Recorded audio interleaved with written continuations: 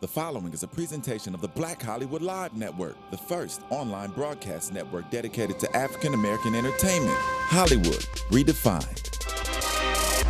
From Los Angeles, California, presented by Maria Menounos and streaming live thanks to Akamai Technologies, this is Black Hollywood Live, Phenomenal Women, featuring in-depth interviews with today's most inspiring women.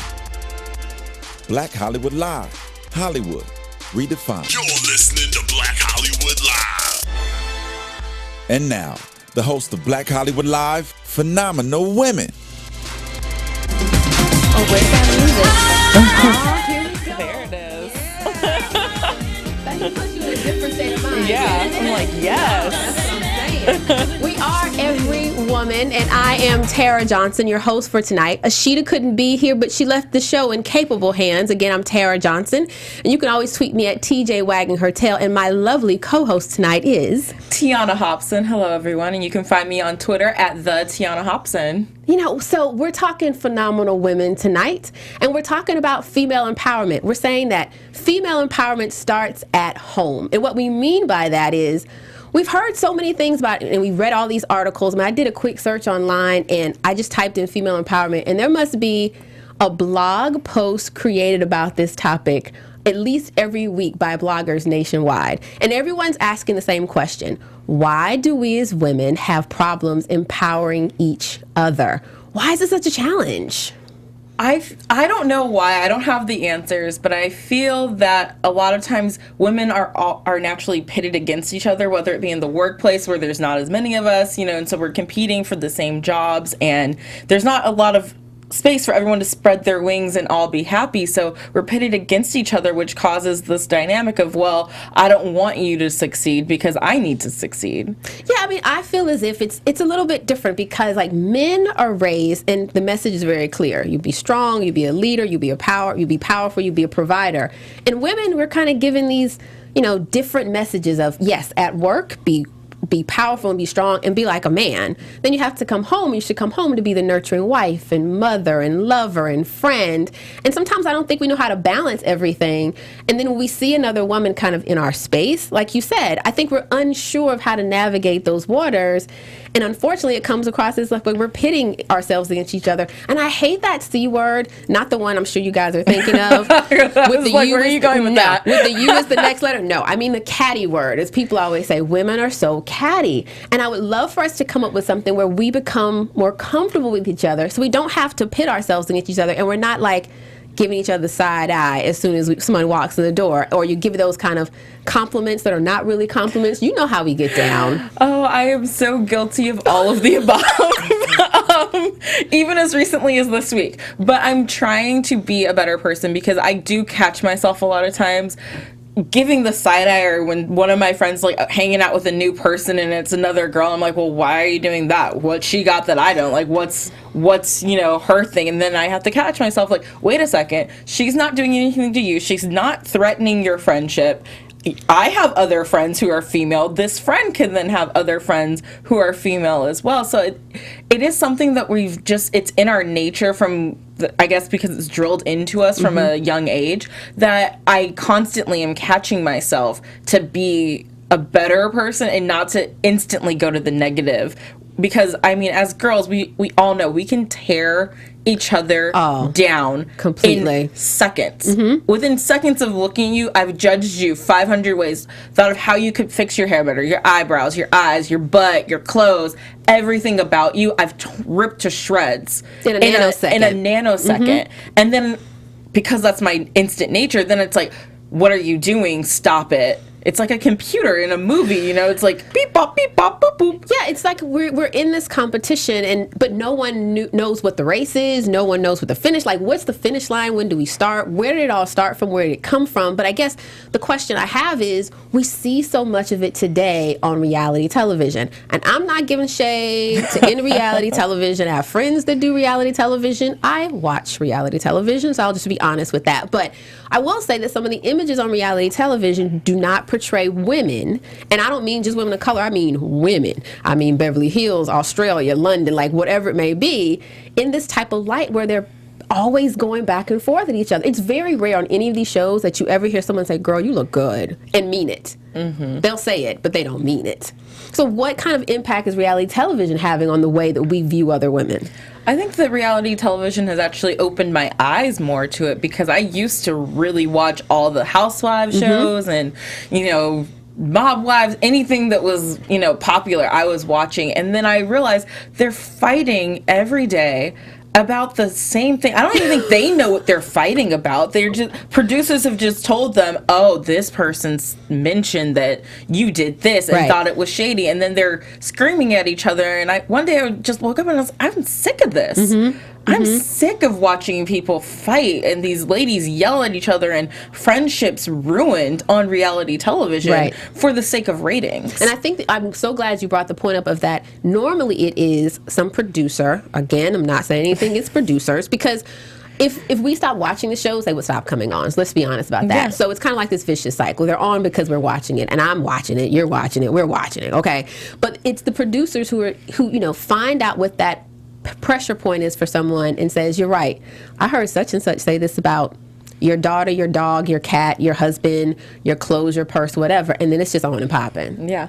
And it's our natural reaction. So we're just seeing ourselves on television the way we portray ourselves like in real life. It's just us being magnified on the small screen. Exactly. And I think the one thing, because I work in reality television, so I've seen some of this firsthand happen before, and it is the producer's job to know everything that's going on, to map out story points before the season has even started being filmed, because we're talking to you, finding out what's happening in your life in the upcoming months. Okay, this can happen here. Okay, what's potential drama that could happen at this point between subject 1 and subject 2, and it's all so manipulated. And that's when I realized, wait a second, I'm promoting this behavior in a way, and I don't want to be promoting this, because especially when I look on TV and see people who look like me acting like this, that's living into a whole other stereotype that I'm trying my hardest to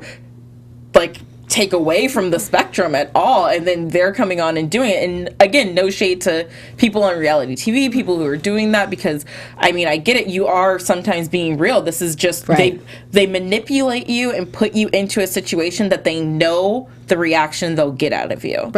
And then you have cameras in front of your face, so the whole world gets to see it too. The whole world gets to see what gets played out in our daily lives. It's what happens on a daily basis. And I will say, in defense, and if anyone knows me, they'll be surprised by this, but in defense of reality television, I think we've all gotten over the point to think that this is real life, that reality television is reality. And I think we all have to realize and recognize that some of these women are just doing this to support their families. Like, this is their job.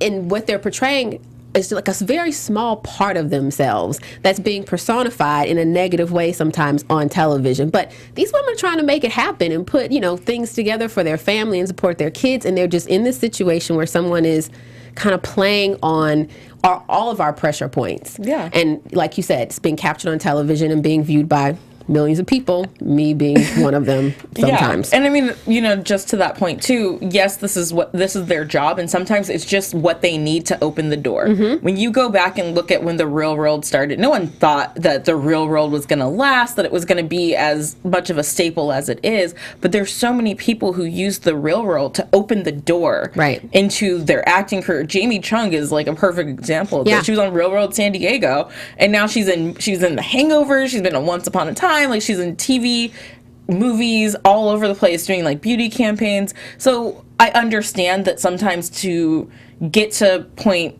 A, you have to go through points B and C, to get there. You have to kind of jump around and do other things. And sometimes people later on do come on and admit, like, yes, that is the elevated me that I was portraying on a reality show. It's not the real me. It's not the real. It's the part I played. It's the amped up version of themselves. I'm not an actress. I'm just playing a part of my personality. Maybe over and over again. Maybe throwing chairs and whatever. But it's just that you over and over again. Yes. So I know we don't have the answers today, but I would love to, for me, Don't get me wrong, I love men, I love my partner, all that kind of good stuff. But there's something about, you correct me if I'm wrong, but there's something about getting an encouraging word from another woman that just kind of sets it apart. Like, there's so many times in your life when someone will say something to you and your response is, well, they don't know. They don't walk in my shoes. But as another woman, we do. So when someone looks you like dead in your eye and say, oh my gosh, you're great. You can do that. You're doing a wonderful job. You really do look great. It just, to me, it's a different type of message that almost like completely alights, like really puts you on a different path than just, I don't know, someone else sometimes. It does. And I'll say that I'm a part of a Facebook group, and earlier this week, that one of the girls on it, it's an all-girl group, and it's supposed to be like supportive and like empowerment, cool. like we're talking about. And one of the posts this week was, everyone comment below and say something nice about one person in this group that's your friend. Mm-hmm. And my friend tagged me in it and wrote the nicest thing about me. And I'm sitting at work, stressful day, not happy at all. And then I see Facebook notification. I'm like, oh, great, what's this about now? And then I read it, and it stopped me dead in my tracks, because no one has said anything that nice directly about me to me. Right. In so long, it felt like. I feel like when you're a little kid, you get compliments all the time.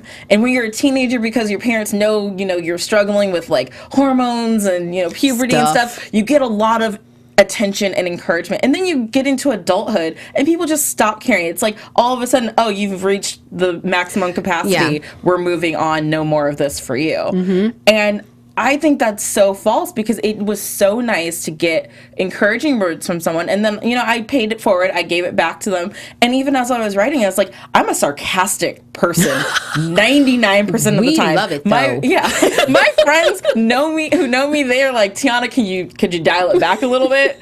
But they know it's all coming out of love. But I actually sat there and wrote something really nice and heartful back to her. And I was like, wow. I surprised myself. I didn't know I could do it. Yeah.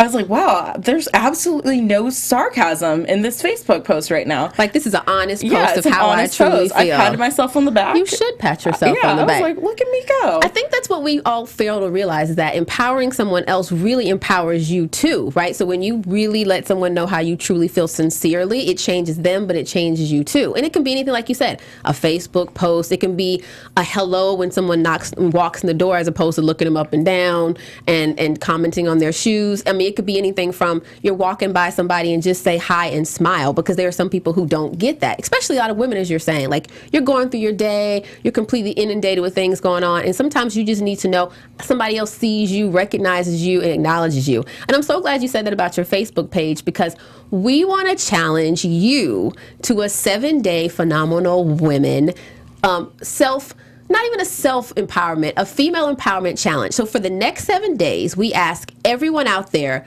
male, female, young, old, it does not matter, to do one thing to empower another woman. And it can be anything. It can be leaving a note on someone's desk, a Post-it. It can be a Facebook post. It can be saying something to a stranger on the street. But we ask that you tweet us at #BHL Phenomenal and let us know how you are changing lives out there. I think we can start the female empowerment movement, and let's see how far we can get in 7 days. I like that. Yeah. I'm excited. Yeah, I'm going to tweet every day. So you ladies, 7 ladies out there, get ready, because you're getting something from me. I don't know what it's going to be yet. But yeah, that's right. Yay, women power women. That's right, girl power. That's right. Thank you, Alexis, in the booth. So don't forget, #BHL Phenomenal, and let us know how you are helping other women by empowering them for the next 7 days. So until we meet again, let us know what you do. Every single day, I'll be tweeting, Tiona be tweeting, I'll talk to Ashita, she'll be tweeting also. So we want to hear what you're doing also. So I want to mention now, there's some exciting news going on for tons of phenomenal women in Hollywood. It's pilot season. Woo. And we all know how pilot season rolls out. These networks order all these great pilots.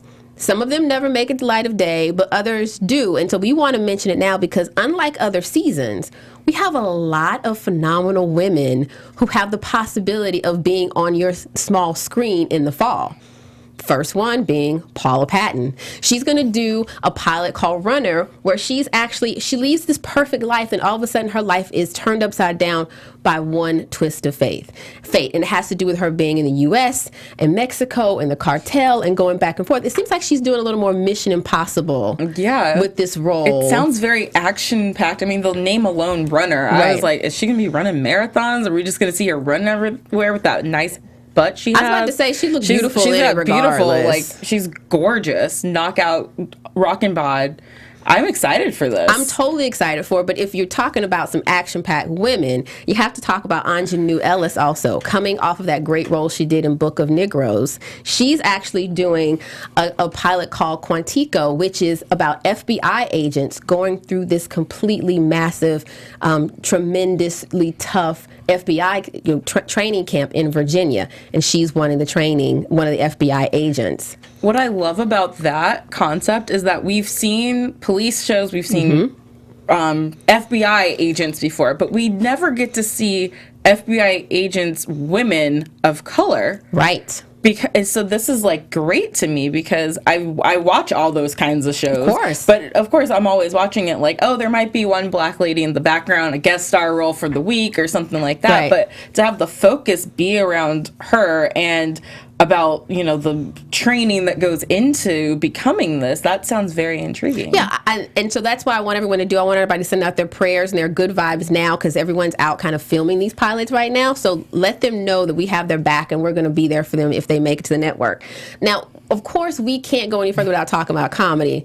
Nia Long, I know all the fellas out there screaming because everybody loves Nia Long. I think she's gorgeous also. But she's coming up on a pilot called Uncle Buck based on the movie. I think I love that movie! Right, the John Candy movie. John Candy? Oh so my gosh. who is going to be in this pilot with her? Can I get a drum roll, please? Is that possible? I don't know if I can get that. 1 second. 1 second on the drum roll. It'll be exciting. There we go. Comedian, funny as all out, taller than 5'6". Who? Mike Epps. Yes! That's amazing. Mike Epps will be playing the Uncle Buck character. And Nia Long, I guess it may be a neighbor or someone, but maybe she'll be the neighbor that Uncle Buck kind of flirted with. Maybe. Or she could be the uptight mom who needs to reconnect with her child. Well, how about that? Yeah. So Uncle Buck was my movie growing up. I know Uncle Buck, so I will be watching this with a very critical eye. I'm sorry. Nia, you better get it right, because she told you she's going to be watching. I will be watching. I want to see the giant pancake that gets made in the movie. They have to use the snow shovel to flip it. I want it all. We need to talk to the writers of Uncle Buck right now, because you're about to either get a viewer or lose a viewer really quickly because she's not playing. And Whoopi Goldberg is returning to television. She's going to be in a pilot called Dolores and Jermaine, and it's based on another up-and-coming comedian's life, Jermaine Fowler, right? And it's kind of an odd couple type of thing. Jermaine Fowler is, up-and-coming comedian, and Whoopi Goldberg is going to play his strict, football-loving ex-DC cop who needs to kind of get in touch with her lighter side. She's going to stay on The View. I don't want to start that rumor. So it's filming in New York because she doesn't fly. Right. So it's filming in New York. She's going to stay on The View. If it gets picked up, let's just say when it gets picked up, The View is willing to work with her schedule, so we could see Whoopi back on the little screen. She hasn't been on the little screen in a regular series since her show back in, I think, the 90s, I think it was. So it's been a while. It's been a long time since we've seen her in and that now spot. we have the triple, what I call the trifecta, coming up. Ava DuVernay coming from the success of Selma, regardless of what the Oscars thought. We're not even gonna. That's a different show, get into right? that. That's a different thing. But she's actually pinned to do a CBS pilot called Injustice, and it's about how ironic. But it's about the criminal section of the Department of Civil Rights Division, and so Anika Noni Rose from Dreamgirls. Princess Tiona? There we go. Yes! So I saw Anika Noni Rose last summer. I was blessed. I think I was in heaven on Broadway with Denzel Washington in A Raisin in the Sun. I was on the second row, and I was like, what just happened to my life? So this chick lays it down in the acting ability like no one else. And she's actually nominated for a Tony Award for that performance also. So she's coming to the small screen. She normally has a recurring role in the Good Wife, but now she's coming. Now she's coming on this. Absolutely, you can chime in. There is, it's not a pilot, but I wanted to talk about another amazing woman. She's on your screen there. It's Adina Porter. She's playing in a CW show right now. It's called The 100.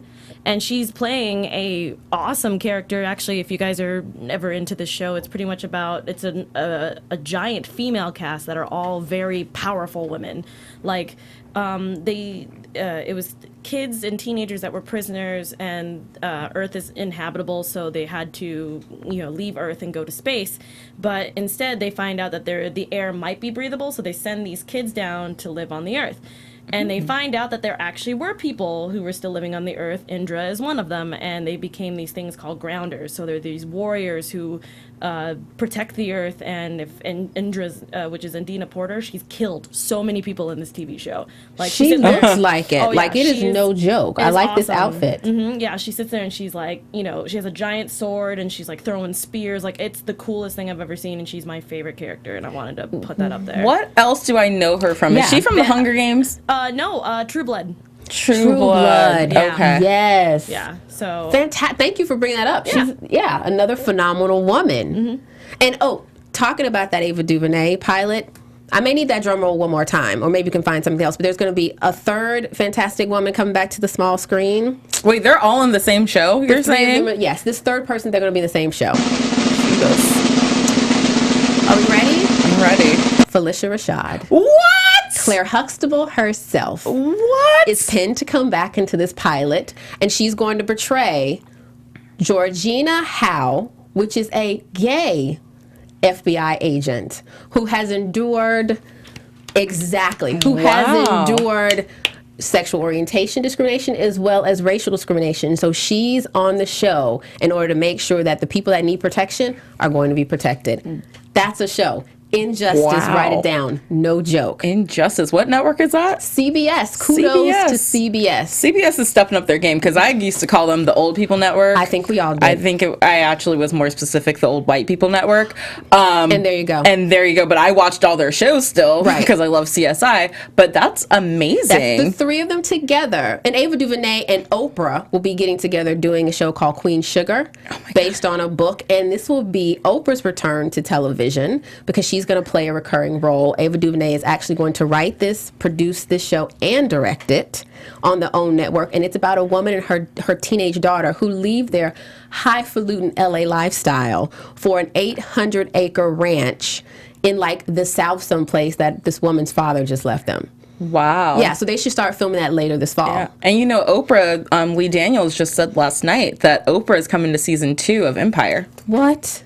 Yeah, I can't. he hinted hardcore at it last night at an Empire event. Then we know Empire really has hit some astronomical ratings if they gonna get Lady O on Empire. I'm not mad at it. Yeah. I'm not mad at it. So as we said before, having all these women on television who look like us, talk about like a feature of empowerment. I mean, I was talking to a coworker today, and what she actually said to me was, she was like, I remember a time when I watched television and say to myself, there's nobody on here who looks like me. Or if there was someone, she was a side character. She was sometimes, a maid. And back in the day, they all played like prostitutes on the corner, but very minor characters.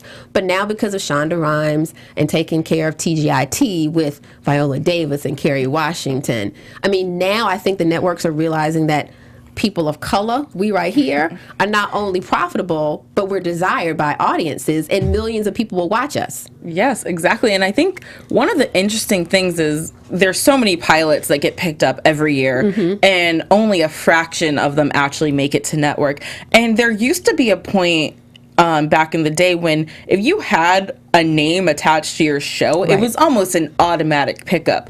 But those were all very different shows on different networks, and that's not even half of what they probably picked up. Right. So there's still no guarantee that we're even going to see any of these ever in life. Right. I really wish that there was a place, maybe there is, maybe you guys at home can help me out and find it, where a place where all the failed pilots live, so people like me can go watch what could have been. Right. Because I love television so much, and I hear about all these pilots all the time, and then, you hear that they don't get picked up, or they get picked up and they're only on for one episode, and then they get canceled. Right. And I just want to see what happened to my characters, and where does this TV go? Because, I mean, you made it. Let someone watch it. And you spent millions on it. Let someone watch it. On one episode of a television show, and no one ever gets to see it? Yeah. That doesn't make sense in my head. I wish all the networks would start doing what Amazon is doing. They're like putting all their pilots on Amazon, like the Prime videos, and you can watch. And I think you can vote. So then the people get a chance to choose exactly which shows are going to come to light or not. So either way,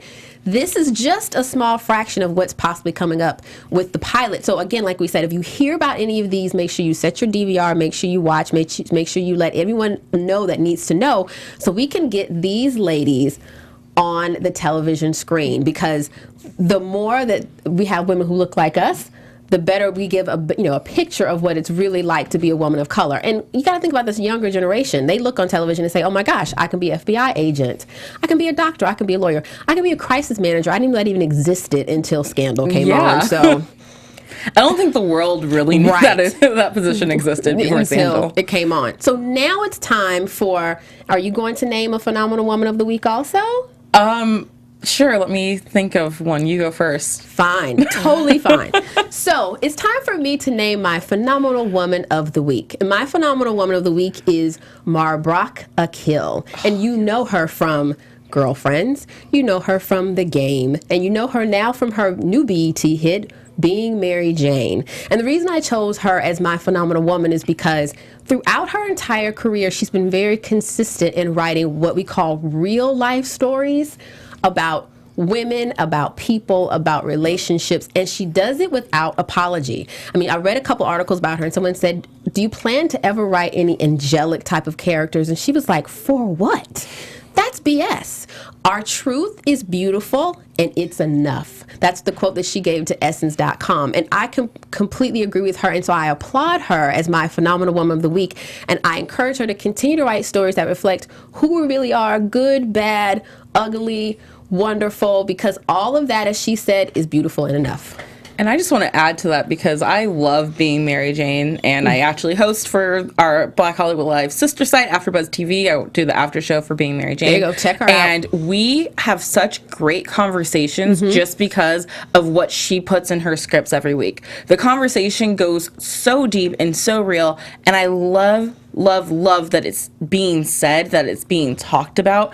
And I think that when she was doing Girlfriends, I watched Girlfriends, but I was too young to really understand the depth of Girlfriends and what was actually happening. We ain't gonna talk about that. Well, I wasn't. I'll say it different. I wasn't in the mindset to really understand what they were going through and talking about.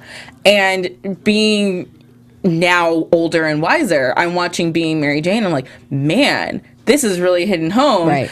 You know what? I bet you Girlfriends was doing the same thing, since it's still Mara, because she's not changing who she is. I will say, when Girlfriends was actually on television, I really didn't watch it or pay attention. And then somehow one day, maybe I watched a marathon or something when it was in syndication, and I was like, why did I sleep on this when it was on before? Because it's not only about, it's about 4 women, like, in relationships. And these chicks are about as real as they come. Like, they have fights, they have arguments, they have celebrations, but they're always there for each other. To me, it was, and I think I could be wrong, and I'm sure out there you'll correct me, I think it actually predated Sex and the City. I'm not quite sure. It might have been juxtaposed at the same time. Around the same time. So it's our version of Sex and the City, right? And it didn't have New York as a background, but these are the type of relationships that we need to see women interacting with each other. So that's why I chose her my phenomenal woman of the week. I like that. Yeah. Okay. Well, because all I can think about right now, and because I love her, my phenomenal woman of the week is going to be Shonda Rhimes. Because I worship her. I love her programming. She is strong. I mean, she started from, such humble beginnings with her writing. I mean, she was a writer she wrote Crossroads, the movie, for Britney Spears, guys. Come on. Shonda Rhimes did that, and now she's doing Scandal, How to Get Away with Murder, Grey's Anatomy, which I know no one else watches. I still watch religiously. My TGT literally is all 3 of her shows every week. Every show Shonda Rhimes has been attached to, or her name has popped up on, that has come on ABC in the last 12 years now, I think it's been, I have watched and been an avid fan of. And I think that she just exudes greatness. I don't know if you follow her on Twitter, but she's very positive on Twitter, and she gets some crazy tweets at her. They come at her. People come at her like her characters are real. And in Shonda's rhyme, no character, like, you think the characters are real to you because you're a fan. These characters are from her mind. Right. They are so real. So when she does have to kill someone, it hurts her. And she's not afraid to be like, yo, people, leave me alone. I'm mourning the loss of this person too. Yeah. Do you think I wanted to kill off one of my kids? No. I think I might have tweeted her when she killed off McSteamy. I just have to be honest about that. But that was, I mean, the other thing is, you know, sometimes these people ask to be let go. So, that's you true. know, that's she got nothing true. to say about that. And just to say a little bit more about Shonda Rhimes, I appreciate her because she has so much success, but she's also sharing that success with other people. I mean, she and Issa Rae got together and they put together a comedy pilot. The networks didn't pick it up, but she gave someone else an opportunity. And even with How to Get Away with Murder, that was someone who was on her staff for Grey's Anatomy and Scandal who came together, you know, had to put together a great pilot, and she supported him in her own production company. The thing about it is that so many people in those kind of positions of power don't do that for other people. So when someone does, you know, give the spotlight or try to give the spotlight to someone else, it should be commended. So yeah, Shonda Rhimes, phenomenal woman of the week. So Ashida's not here, but she did want me to share with you her phenomenal woman of the week, and that would be Holly Robinson Peete. Now, what more do I need to say? I mean, we're talking 21 Jump Street. We're talking wife. We're talking mother. We're talking Hanging with Mr. Cooper. Hanging with Mr. Cooper.